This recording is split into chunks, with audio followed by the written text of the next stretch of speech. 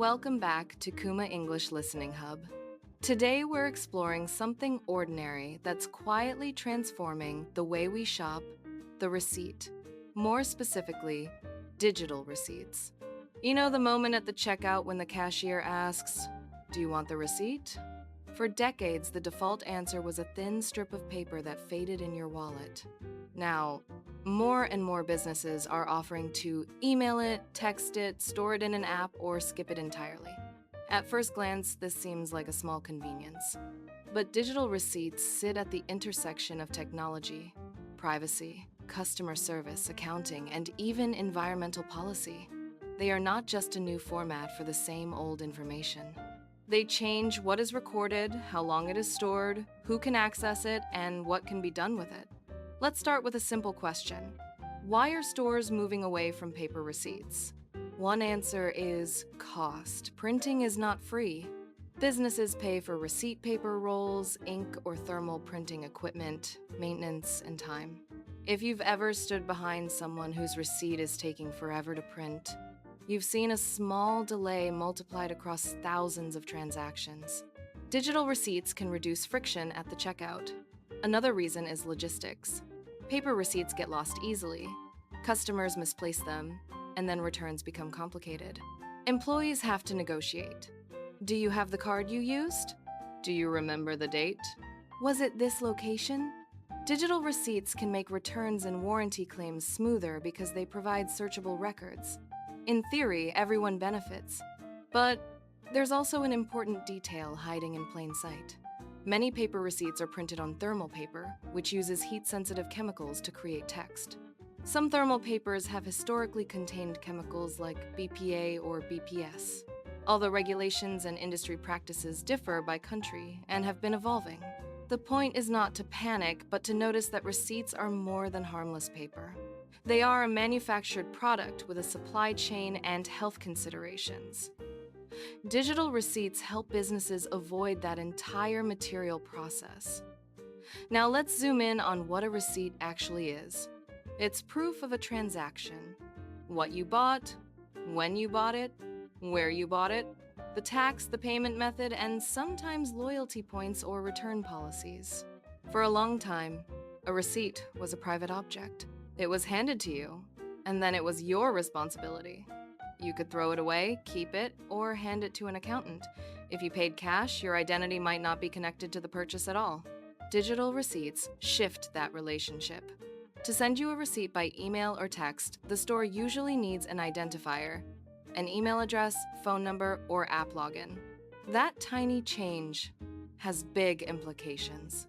When the receipt is linked to your identity, the store can connect purchases across time, across locations, and sometimes across brands under the same corporate umbrella. From a business perspective, this can improve customer experience. Imagine buying a blender and 6 months later, the company sends you the manual, a reminder about the warranty, or a discount on replacement parts. That could be genuinely useful. On the other hand, it can also become targeted marketing that feels invasive. Your receipt becomes a data point in a profile. What you buy, how often you buy it, and potentially what your lifestyle looks like. This is where privacy questions enter the story. When you accept a digital receipt, what else are you agreeing to? Sometimes the checkout screen makes it clear. Receive offers and promotions, with an option to opt out. Sometimes it is less obvious, hidden in a long policy that few people read. A digital receipt is not automatically a privacy problem, but it increases the chance that your transaction history becomes part of a database. And databases, as we know, can be mishandled. They can be shared in ways customers did not expect. They can be breached. Even if a company has good intentions, storing more data for longer periods creates risk. The irony is that paper receipts are insecure in a different way. Anyone can find one in the trash. But paper receipts are scattered and limited. Digital receipts are centralized and searchable. Let's talk about returns, because this is one of the strongest arguments in favor of digital receipts. Many retailers have moved toward receipt-free returns when you use the same payment card or when you have an account. That convenience depends on data matching. It means the store can look up your purchase. The benefit is obvious: fewer arguments at the counter, fewer stressful moments, and less time wasted. However, it also changes the balance of power. If the store can track your returns easily, it can also flag you as a high return customer. Some systems score customers based on return behavior, especially in markets where return fraud is common. That can lead to stricter rules or even refusal of returns in extreme cases. So, while digital receipts can protect honest customers from losing proof of purchase, they can also put customers under more systematic scrutiny. There's another angle: accounting and personal finance. Digital receipts can help people and small businesses manage expenses. If you travel for work, you know the headache of collecting paper receipts for reimbursements. Digital receipts can be automatically organized, categorized, and submitted. For freelancers, they can support tax deductions because the receipt can be saved in cloud storage and backed up. But here too, the details matter. Not all digital receipts are easy to access in the long term. Emails can be deleted, apps can shut down, companies can change their systems, and suddenly your past purchases are harder to retrieve. Paper fades, yes, but it is also not dependent on a password or a server. A strong system for digital receipts needs portability. The ability to export your receipts, not just view them inside one company's app. Now, let's look at the environmental argument, which is often used as a selling point. The idea sounds simple. Fewer paper receipts means fewer trees cut down and less waste. In many cases, that's true, but a complete picture is more complex. Digital receipts require servers, data storage, and energy. One email does not consume much energy, but millions of emails and constant cloud backups do add up. So which is greener, paper or digital? The honest answer is, it depends.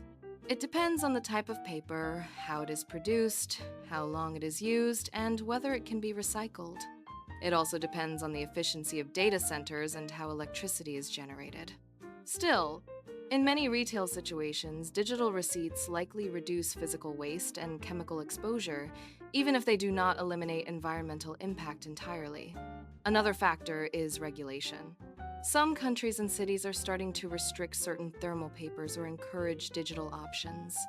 At the same time, consumer protection laws often require businesses to provide proof of purchase. That creates an interesting tension.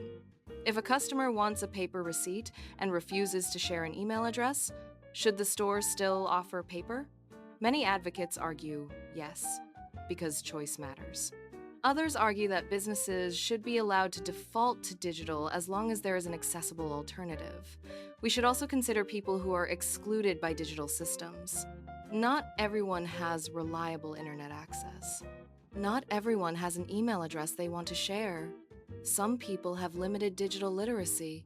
Older customers might prefer paper. Tourists might not want to receive texts abroad. A digital-only approach can unintentionally create barriers. That's why the best systems are flexible. They provide options: print, email, text, QR code, or app-based storage. A QR code is an interesting middle ground. The customer can scan and save the receipt without giving personal information. Of course, QR systems still require a device, but they can reduce data collection. Now, let's talk about what the receipt contains. Digital receipts can be richer than paper ones. They can include links to product support, instructions, return portals, or even carbon footprint estimates. They can also make it easier to detect fraud because digital records are harder to forge than paper slips. But richer receipts can also mean more surveillance. A digital receipt can record more metadata, device IDs, location data, or how you open the receipt. Some companies might combine receipt data with browsing behavior if you click links. Again, this is not automatically harmful, but it highlights why transparency matters. So, what does a smart, customer-friendly digital receipt system look like? First, it asks for the minimum information needed. If an email is required, it should be clear why. Second, it separates the receipt from marketing. You should be able to get a receipt without signing up for promotions. Third, it offers easy access and export so you can download your receipts in a standard format. And fourth, it has strong security practices because transaction histories are sensitive. As a customer, you also have choices. You can create a dedicated email address for receipts if you want to reduce marketing clutter and protect your main inbox. You can take a photo of a paper receipt and store it in a folder. You can ask for a QR code option. And you can pay attention to consent screens, especially where the default option is to opt in. Let's end with a thought experiment. Imagine two futures. In one future, every purchase is automatically attached to a personal profile, and receipts become part of a data economy where your spending habits are constantly analyzed. In the other future, receipts become a personal tool, organized, portable, private, and helpful for returns and budgeting without being turned into a marketing trap. Which future we get depends on design decisions, regulations, and consumer expectations. The receipt may be small, but it tells a big story about how commerce is evolving. Next time you're at a checkout and someone asks, "Receipt?" you'll hear a deeper question underneath. How do you want this transaction to exist in the world? Thanks for listening to Kuma English Listening Hub. If you want, listen again and try to summarize the main advantages and risks of digital receipts in your own words. See you in the next episode.